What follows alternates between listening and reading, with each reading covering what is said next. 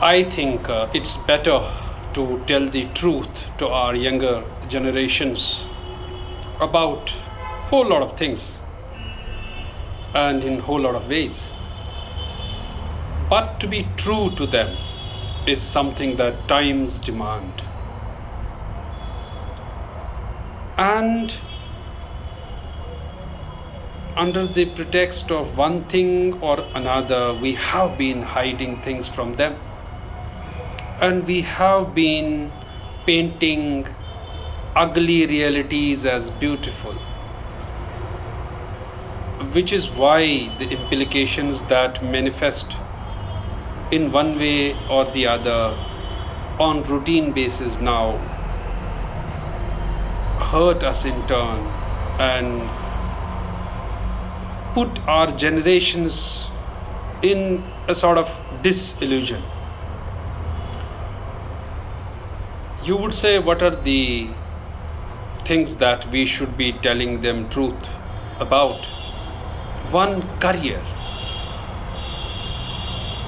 Most of the times, especially the society I come from, we spoon feed and keep spoon feeding our children, up to the age of 30, even 32. And thereafter we tell them to be independent. Is that possible? How can a youth, a fully grown one at the age of 32 to 35, get then independent? Is that a suitable time to be independent? Or it's too late? We cannot tell them or teach them entrepreneurship at that point of time. Instead, they keep doing or pursuing academic courses, and they literally get old completing those courses, fully dependent on their families, and get literally collapsed once they face a minuscule burden or a pressure of life.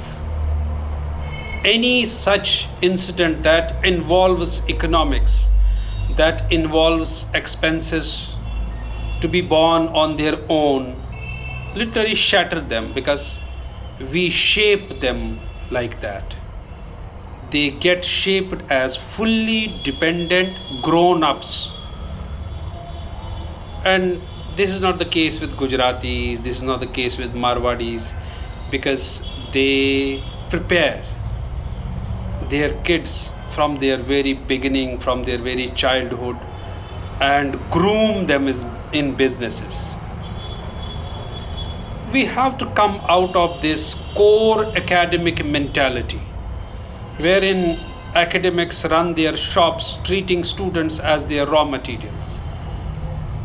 We cannot lure sometimes this young energetic youth just to the academic courses when they are fully dependent, earning nothing on their own, cannot sustain themselves in today's lives where cost of living is too high.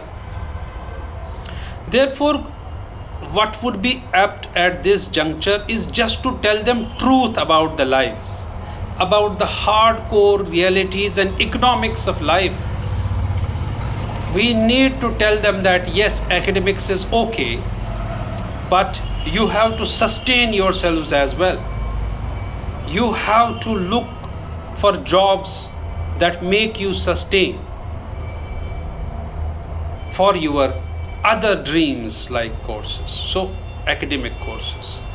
Therefore, treating academics not as fundamental or primary up till the age of 35, and treating is secondary as a hobby, as a passion, and not the fundamental one, should be the approach, rather than making academics something godly and telling them this is the only way. Because once they keep pursuing this and go on and on in research courses and then keep waiting for contractual jobs,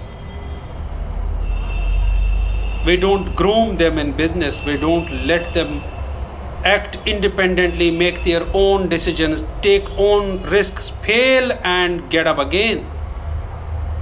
So they don't fail in the beginning, they fail at the last. That collapses them. And they don't face the hardcore, harsh realities of life in the beginning once they are 22, 25, up till 27. But they definitely face it when they are at the age of 35 and above, when they can't literally do much to overturn their fortunes, to change or transform their lives.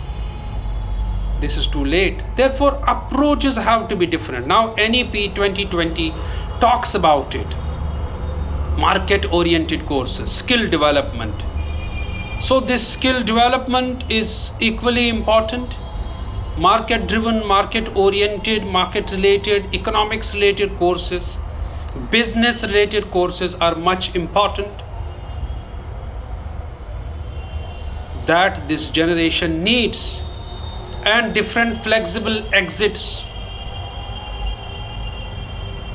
in degree courses and DYOD, design your own degrees.